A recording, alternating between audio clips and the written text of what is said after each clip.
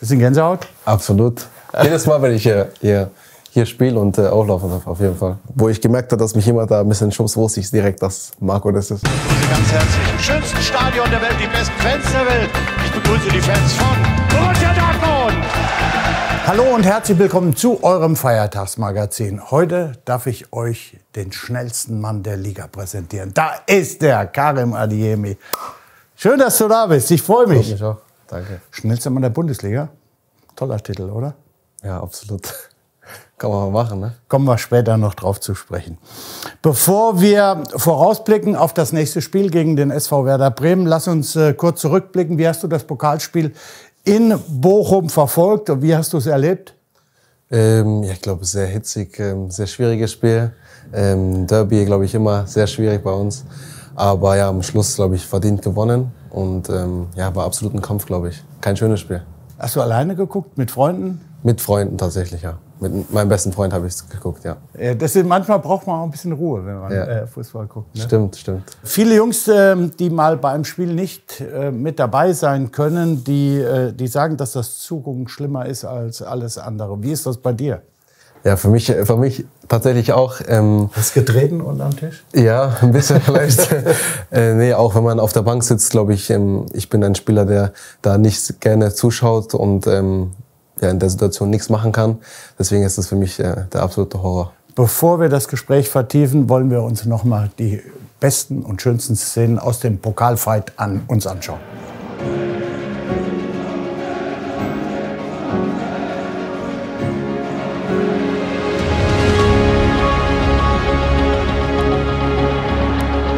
Can und der wird länger. Can 1-0.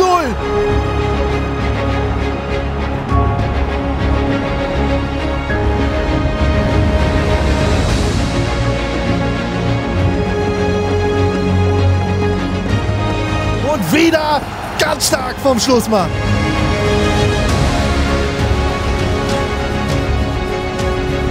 Klasse Übersicht, Marco Reus.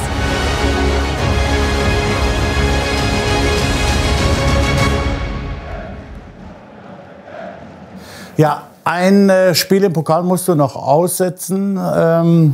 Wie zuversichtlich bist du, dass du im Pokal doch noch zum Einsatz kommst? Ja, ich glaube, sehr zuversichtlich. Ich glaube, absolut ein Ziel von uns oder von mir persönlich ist, dass wir den Pokal mit nach Hause nehmen natürlich. Aber es wird sehr schwierig und dafür werden wir noch natürlich sehr viel arbeiten. Es ist was Besonderes, in Berlin zu sein. Das kann ich dir nur sagen. Also das ist immer ein Wochenende, das wirst du nie vergessen. Ja, absolut. Deshalb alles dafür geben. Ne? Ja. Jetzt wollen wir mal auf dich zu sprechen kommen. Seit Sommer bist du beim BVB und ich habe so irgendwie das Gefühl, dass du in den letzten Wochen so richtig hier angekommen bist. Du fühlst dich wohl, du spielst befreit. Braucht man diese Zeit? Es kommt, glaube ich, auf den Spieler an, auf die Situation an. Es kann sein, dass man am Anfang direkt reinkommt und direkt die ersten Chancen, ersten Tore macht und dann so im Flow bleibt, sage ich mal. Aber ja, bei mir hat es leider vielleicht auch durch die Verletzung, die ich da hatte, ein bisschen gebraucht. Aber ich glaube, ich bin froh, dass es dieses Jahr jetzt so gut angefangen hat. Aber jetzt fühlt sich auch wohl, ne? Man hat so ich habe mich in Dortmund, Spaß, ne? In Dortmund habe ich mich immer wohlgefühlt. Das kann ich jetzt nicht ausschließen, aber es macht natürlich mehr Spaß, wenn ich der Mannschaft noch mehr helfen kann und auch mal Tore schieße. In Marbella warst du ja bei uns im Podcast zu Gast und hast dich sehr selbstkritisch über deine eigene Leistung geäußert. Jetzt hast du Taten sprechen lassen. Was hat sich verändert? Eigentlich nicht viel, würde ich sagen. Ich glaube, gewisse Glück ist jetzt auf meiner Seite. Ich bin immer noch so zielstrebig wie davor. Ich versuche immer noch, meine Sachen da zu machen und jetzt klappen die einfach mehr. Vielleicht ist es einfach das neue Jahr oder ja, es passt 22 abhaken, 23. Genau, so ist es. 5 Spiele, 5 Siege, mehr geht ja auch nicht, ne? Ja, mehr geht nicht, aber wir wollen ja nicht bei 5 bleiben, deswegen das stimmt allerdings. machen wir die nächsten Wochen da weiter, wie wir aufgehört haben. Wie erleichtert bist du, dass es jetzt so richtig fluppt? Ist das schon die Leistung, die du von dir selbst erwartest? Als allererstes natürlich will ich der Mannschaft helfen und ich glaube, die letzten paar Spiele habe ich das ganz gut gemacht, aber ich glaube, ich bin noch nicht am Ende. Ich kann mich natürlich noch sehr gut entwickeln und ich glaube, Dortmund war absolut der richtige Schritt, das zu machen und deswegen hoffe ich, dass ich da über die nächsten Monate, Jahre sehr viel lernen kann. Das wünschen wir dir auch, dass viele Tore dabei sind. 2023 bist du hervorragend gestartet und das zeigen jetzt auch diese Bilder.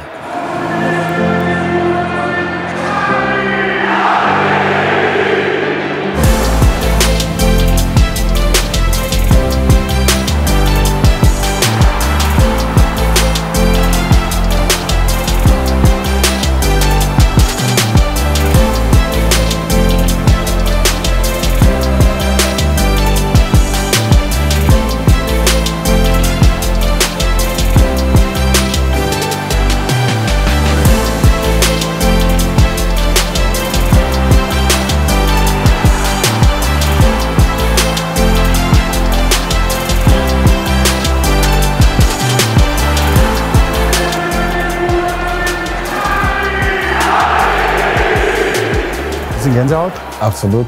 Jedes Mal, wenn ich hier spiele und auflaufen darf, auf jeden Fall. Deinen Namen zu hören und so viele schreien ihn, das ist schon geil, ne? Ja, beim ersten Spieltag habe ich ihn ja auch gehört, aber war ja nicht mein Tor. Aber das war super, dass du trotzdem meinen Namen geschrieben hast. Ja, aber ich glaube, es ist immer Gänsehaut, hier auflaufen zu dürfen. Und auch wenn wir zum Aufwärmen rausgehen, ist für mich immer sehr besonders. Es ist noch was, ne? Es ist halt 80.000 ist halt eine Menge. Ne? Ja, auf jeden Fall. Wir haben gegen Ende den Jubel nach deinem Tor gegen Freiburg gesehen. Bist du vielleicht ein verhinderter Kunstturner? Heimlich. Heimlich schon? Heimlich. Nee, aber ich habe das früher sehr oft als Kind gemacht und jetzt in meiner kurzen Karriere auch öfters bei anderen, meine vorherigen Vereinen gemacht. Deswegen habe ich mir gedacht, das mache ich jetzt dich dabei nicht, ne? Nee, das versuche ich auf jeden Fall nicht immer zu machen, aber bei besonderen Momenten werde ich das machen. Wenig später nach dem Tor von Sebastian Haller bist du ein bisschen unsanft zu Boden gegangen. Das sah sehr unglücklich aus. Hat sich Marco Reus eigentlich schon entschuldigt bei dir? Naja, entschuldigt nicht. Aber es war eine sehr lustige Sache auf jeden Fall. Und wo ich gemerkt habe, dass mich jemand da ein bisschen schubst, wusste ich direkt, dass Marco das ist. Ja? Ja, das ist. Wobei bei den Videos hat man auch gesehen, Jude ist immer bei dir. Der hat Herz dich auch sehr gerne. Ja, ne? auf jeden Fall. Wir verstehen uns da, glaube ich, sehr gut. Er hat sich sehr gefreut, wo ich das Tor gemacht habe. Und ich freue mich natürlich auch immer, wenn er ein gutes Spiel macht oder auch für uns Tore schießt. Außerdem hast du in dem Spiel, wurdest du geblitzt, ne? Du warst einfach zu schnell. Das schauen wir uns natürlich auch noch mal an. 3, 2, 1, and liftoff.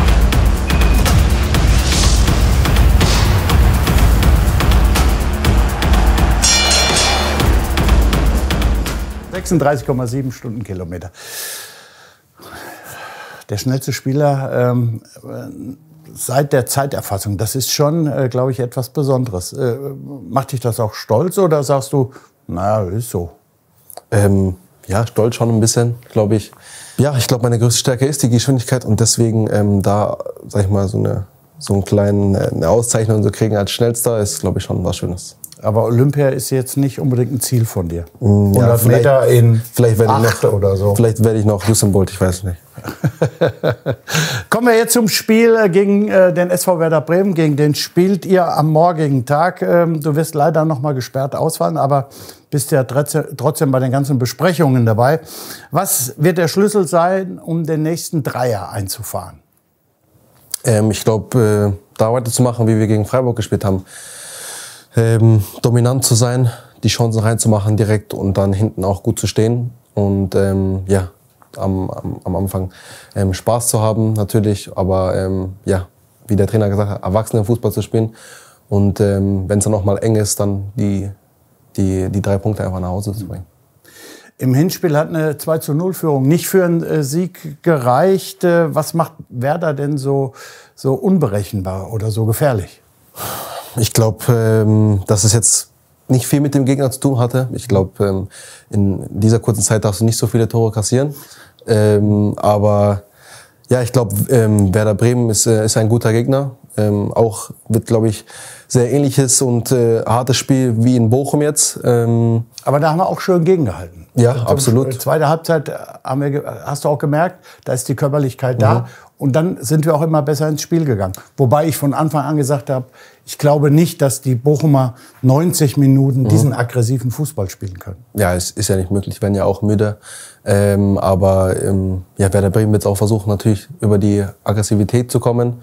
Aber wir müssen da, glaube ich, clever sein, wie schon gesagt, erwachsenen Fußball spielen und Tore machen und die 3 Punkte nach Hause holen. Der erfolgreichste Spieler bei Werder Bremen ist Niklas Füllkrug. Du bist mit ihm zusammen bei der Nationalmannschaft. Was ist das für ein Typ und was macht ihn so gefährlich? Ich würde sagen, sehr eigener Typ. Sehr eigen. Macht da immer gerne Witze. Er haut immer einen kleinen Witz raus, so einen Flachwitz. So wie ich das jetzt wahrgenommen habe. Aber als Stürmer, glaube ich, sehr viel Qualität. Und das hat er in der Nationalmannschaft auch gezeigt. Und sehr gefährlich vom Tor, wie man gesehen hat. Ja, dann wo schaust du das Spiel? Ich muss es von zu Hause schauen, ja. Nach Bremen kann ich leider nicht. Ja, dann freuen wir uns, danach die Woche dich wieder zu sehen. Schön, dass du dir die Zeit genommen hast, Karim. Und alles Gute. Und ihr drückt unseren Jungs die Daumen, dass wir den nächsten Dreier einfahren. 6 Spiele, 6 Siege. Das wäre schon toll. Also, das war's. Euer Feiertagsmagazin mit Karim und Nobby. Tschüss.